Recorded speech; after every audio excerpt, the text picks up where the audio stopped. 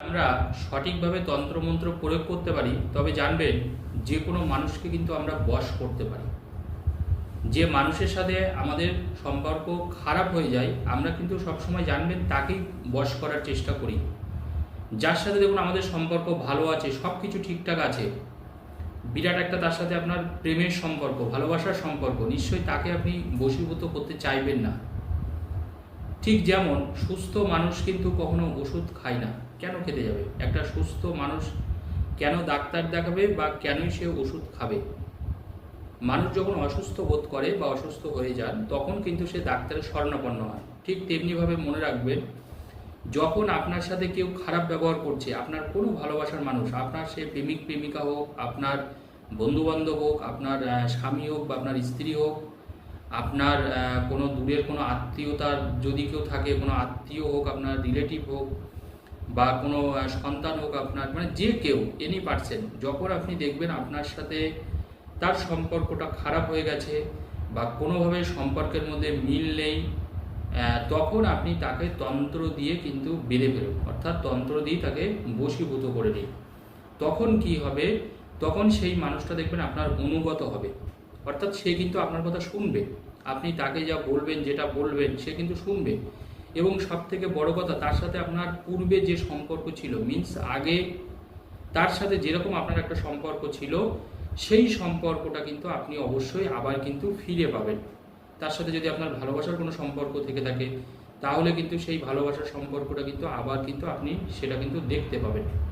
অর্থাৎ এই যে ভালোবাসার সম্পর্কটাকে ঠিক করার জন্যই কিন্তু তন্ত্র মন্ত্র মানুষ কিন্তু ব্যবহার করে। এবার প্রশ্ন হচ্ছে, আমরা তন্ত্রমন্ত্র কিন্তু সঠিকভাবে ব্যবহার করতে হয়, এটা কিন্তু নিয়ম। তন্ত্রমন্ত্র যদি আপনি সঠিকভাবে প্রয়োগ করতে পারেন তবে জানবেন আপনি 100-100 রেজাল্ট পাবেন। এর প্রয়োগ করতে হয়, যদি ভুল প্রয়োগ করেন আপনি, তাহলে কিন্তু কোনো রেজাল্ট আসে না। ক্ষতি হবে না কিন্তু কোনো রেজাল্ট আপনার আসবে না। তন্ত্রমন্ত্র এমন একটা জিনিস, মনে রাখবেন, যে মানুষ যখন কোনো বিপদে পড়ে বা কোনো সমস্যায় পড়ে তখন দেখবেন তন্ত্র মন্ত্র আচার অনুষ্ঠান এইগুলো কিন্তু তারা কিন্তু করেন। তো এগুলো কিন্তু মিথ্যে না, এগুলো হাজার হাজার বছরের পুরনো শাস্ত্র, এগুলো কিন্তু মিথ্যে নয়। যদি আপনি সঠিকভাবে করতে পারেন তবে আপনি অবশ্যই জেনুইন রেজাল্ট পাবেন।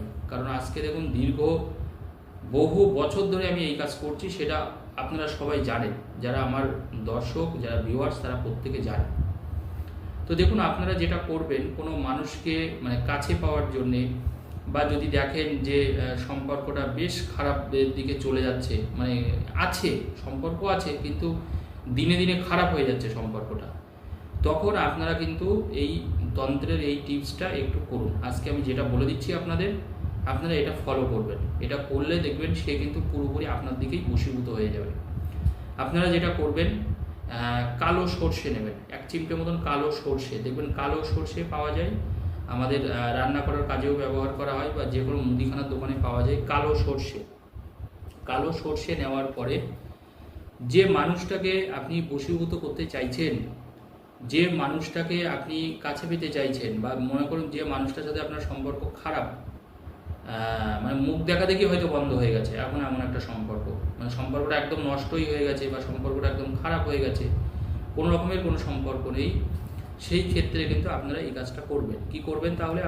আপনারা যেটা করবেন সেটা হলো, কালো সর্ষে নেবেন 1 চিমটে মতন, জাস্ট এরকম অল্প একটু কালো সর্ষে নেবেন। কালো সর্ষে নেওয়ার পরে একটা কাগজে 3বার, শুধু মানে আপনার কিন্তু এখানে কোনো নামটা লেখা যাবে না, শুধু যে মানুষটাকে আপনি বশীভূত করতে চান তার নামটা আপনি কালো কালি দিয়ে লিখবেন, মনে রাখবেন। আর এখানে কিন্তু আপনি একটা নতুন কালির পেন ব্যবহার করবেন, যেহেতু আপনারা নিজেরা কাজটা করছেন। এবার যারা মনে করছেন আমাকে দিয়ে অন্য কোনো কাজ করাবেন বা কোনো কাজ করাবেন, সে ব্যাপারটা আলাদা। যারা নিজেরা কোনো কিছু করছেন, তখন আপনারা কালো কালি দিয়ে ওই একটা সাদা কাগজ নেবেন, কোনো দাগ টানা কাগজ হলে কিন্তু চলবে না, একেবারে পুরো সাদা কাগজ নিতে হবে, এটা কিন্তু একটু মাথায় রাখবেন।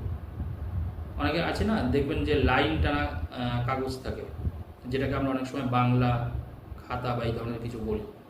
তো জাস্ট একদম সিম্পল, কোনো কিছু থাকবে না, লেখা থাকবে না, মানে দাগ টানা থাকবে না, শুধু সাদা থাকবে, সেরকম একটা পেপারে আপনি কাগজে আপনি 3বার নাম লিখুন, যাকে বশ করবেন তার নামটা 3বার লিখুন। লেখার পরে আপনি ওর মধ্যে 1 চিমটে মতন কালো সর্ষে দিন। কালো সর্ষে দিয়ে আপনি একটা বোতল নেবেন, ওই 1/2 লিটার মতন বোতল হলেই হয়ে যাবে, জলের বোতল, এরকম 1/2 লিটার জলের ওর মধ্যে জল নেবেন, পরিষ্কার ভালো বিশুদ্ধ জল নেবেন, যে জলটা আমরা খাই পরিষ্কার দেখে জল নেবেন, বা আপনি কেনা জল ব্যবহার করতে পারেন, কোনো অসুবিধা নেই। ওরকম জল নেওয়ার পরে আপনি সর্ষে এবং কাগজটা ওই জলটার মধ্যে দিয়ে দেবেন, দিয়ে আপনি সিপিটা আটকে দেবেন, মানে ঢাকনাটা আটকে দেবেন, সিপি আটকে দেবেন।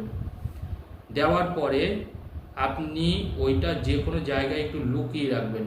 লুকিয়ে রাখার পরে মনে রাখবেন আপনি পরপর করে ওই যে জলটা থেকে পরপর করে 7 দিন ওই জল 2-4 ফোঁটা, বেশি না কিন্তু 2-4 ফোঁটা আপনি যাকে ভালোবাসেন তার নাম করে 2-4 ফোঁটা আপনি প্রতিদিন আপনার গায়ে মাথায় ছিটিয়ে দেবেন। বেশি কিন্তু ছেটানো যাবে না, এটা কাইন্ডলি একটু মনে রাখবেন। 2-4 ফোঁটা আপনি ছিটিয়ে দেবেন। এবার একটা কথা বলে দিই এই প্রসঙ্গে, অনেকের দেখুন স্কিন ডিজিজ থাকে, অ্যালার্জি থাকে, অনেক কিছুতে অনেকের অ্যালার্জি থাকে, স্কিন ডিজিজের সমস্যা আছে। যাদের এই ধরনের কোনো সমস্যা আছে, যে আপনার মনে হচ্ছে যে না জলটা না ছিটানোই ভালো আমার গায়ে, অনেকের হয় না, যাদের হয়তো অ্যালার্জির সমস্যা থাকে বা স্কিন ডিজিজ থাকে, গায়ে কোনো কিছু দিলে দেখবেন এরকম হয়, সেই ক্ষেত্রে তারা কিন্তু জলটা নিজের গায়ে ছিটাবেন না। সেই ক্ষেত্রে কোথায় ছিটাবেন জলটা? সেই ক্ষেত্রে আপনি মানে যেখানে থাকবেন, মনে করুন আমি যেমন এই আপনাদের দিকে তাকিয়ে আছি, মানে সোজাসুজি তাকিয়ে আছি, আপনার সামনের দিকে, আপনার মনে করেন আমি এই যে আপনার সাথে কথা বলছি, মনে করেন আপনি এখানে দাঁড়িয়ে আছেন, আপনি কাজটা করছেন, ওই বোতলটা আপনি পরের দিন থেকে খুলেছেন, ওই জলটা আপনি ছিটাবেন।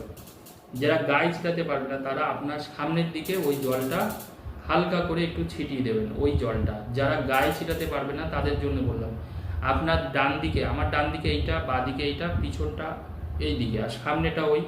তাহলে আপনি যখন যেখানে দাঁড়িয়ে থাকবেন তার ডান দিকে, আর এটা চেষ্টা করবেন পূব দিক মুখ করে করার, পূব দিকে না হলে উত্তর দিকে, পূব দিকে না হলে উত্তর দিকে মুখ করে কাজটা করবেন। পশ্চিম দিকে মুখ করে বা দক্ষিণ দিকে মুখ করে কিন্তু কাজটা করা যাবে না। তো পূব দিকে মুখ করে আপনি যখন করবেন তখন ডান দিকে আপনার যেখানে আপনার গায়ে তালে ছেটানোর প্রয়োজন হচ্ছে না, আপনি ডান দিকে হালকা করে 2-4 ফোঁটা, যার নামটা আপনি কাগজে লিখেছিলেন তার নামটা বলে আপনি হালকা করে জলটা একটু ছিটিয়ে দিন।